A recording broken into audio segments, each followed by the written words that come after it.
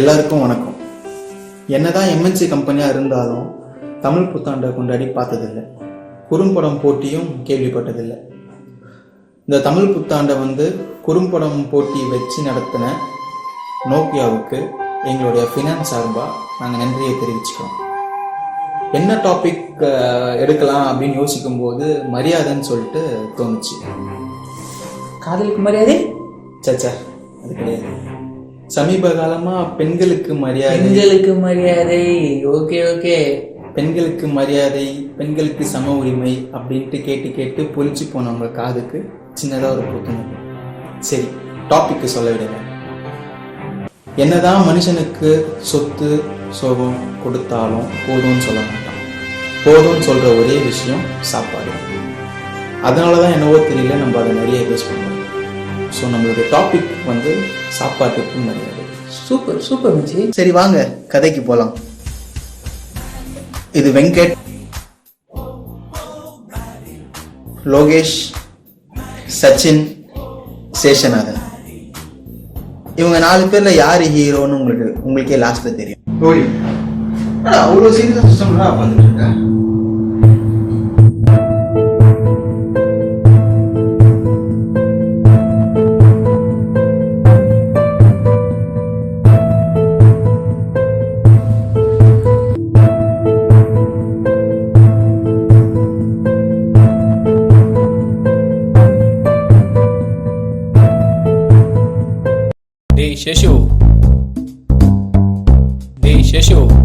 என்ன ஜி கூப்பிட்டீங்களா? பின்ன எந்த லோகத்துல இருக்க? இன்னைக்கு காலையில வீட்டுல சுட சுட காஃபி போட்டு கொடுத்தாங்க. காஃபி குடிச்சேன். அடுத்தது திருநெல்வேலி அல்வா. அடேங்கப்பா, கிளம்பலையாவா? அடுத்து என்ன பிளானு? அடுத்தது என்ன? லஞ்ச் பத்தி தான் யோசிச்சுட்டு இருக்கேன். அதே விடுறதல்ல. பின்ன நமக்கு சாப்பாடு தானே முக்கியம். அப்படியே சாப்பாடுன்னு சொல்லு, கூடவே டயட்னு சொல்லு. டயட்லாம் என்ன ஜி? நானே ஒரு நாளைக்கு கம்மியா 5 வேளை தான் சாப்பிட்டுட்டு இருக்கேன். சாப்பாடை பத்தி உங்களுக்கு கத்துக்கணும்.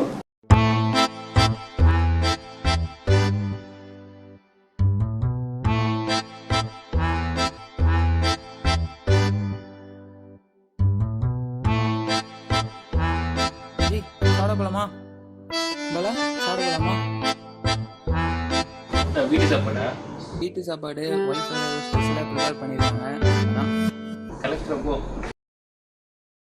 டேய், என்னடா காலம்புலன்னு சோகமாகவே இருக்க?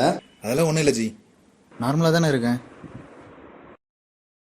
இன்னைக்கு என்ன லஞ்ச் வேணும்? வெயிட்டாக போட்டுருவாங்கல்ல? கண்டிப்பாடா, இன்னைக்கு வேற தமிழ் நியூ இயர்.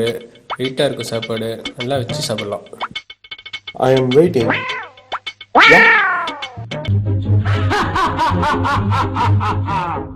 கல்யாண சமையல் சாதம்,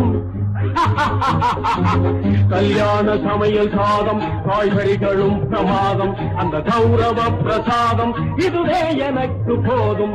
கல்யாண சமையல் சாதம், காய்கறிகளும் பிரமாதம், அந்த கௌரவ பிரசாதம் இதுவே எனக்கு போதும்.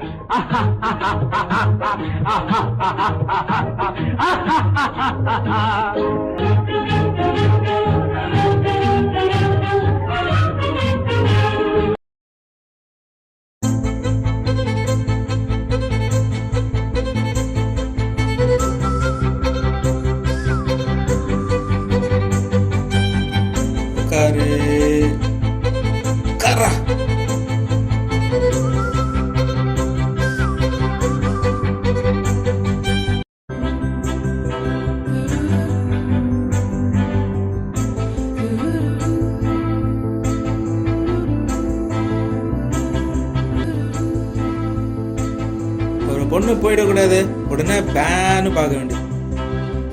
என்ன வெங்கட்டு, பாக்ஸ் காலியா இருக்கு, ஃபுல்லா சாப்பிட்ட போல இருக்கு.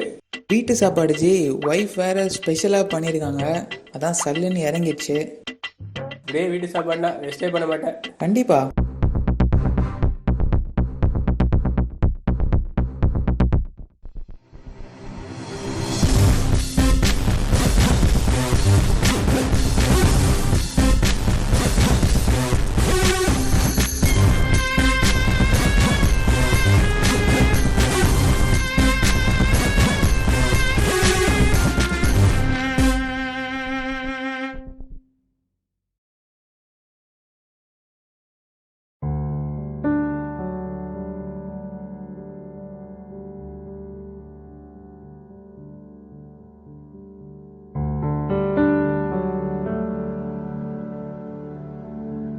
காலையிலேருந்து ஒரு மாதிரி சீரியஸாகவே இருக்கீங்க, சாப்பிட்றதுலையும் பார்க்குறேன் அப்பயும் சீரியஸாக தான் இருக்கீங்க.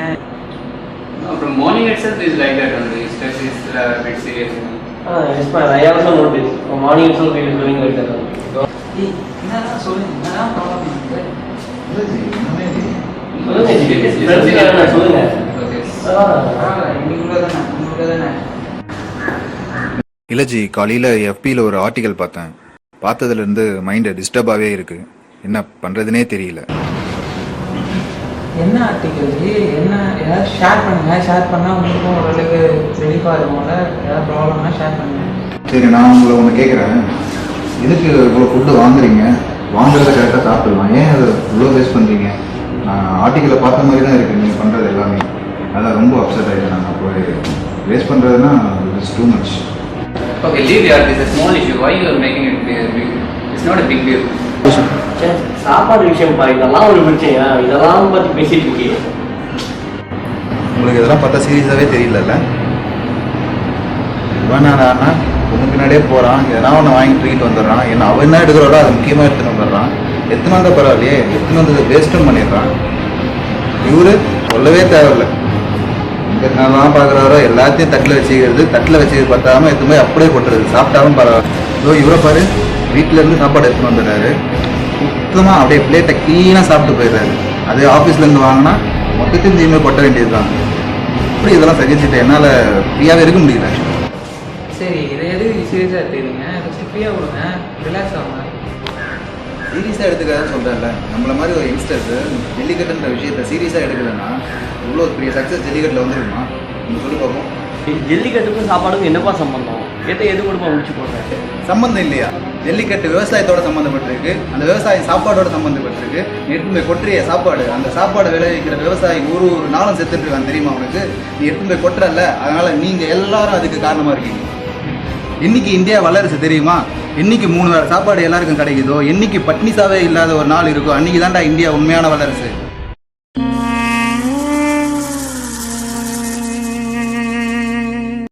சாப்பாட்டுக்கு மரியாதைன்றதை தாண்டி நீங்கள் சாப்பாடு கொட்டாமல் இருந்தீங்கன்னா அறுவடை பண்ணுற விவசாயிலிருந்து உங்கள் தட்டுக்கு சாப்பாடு கொண்டு வர காரணமாக இருக்கிற ஒவ்வொரு உழைப்பாளிக்கும் நீங்கள் தர பெரிய மரியாதையாக இருக்கும்.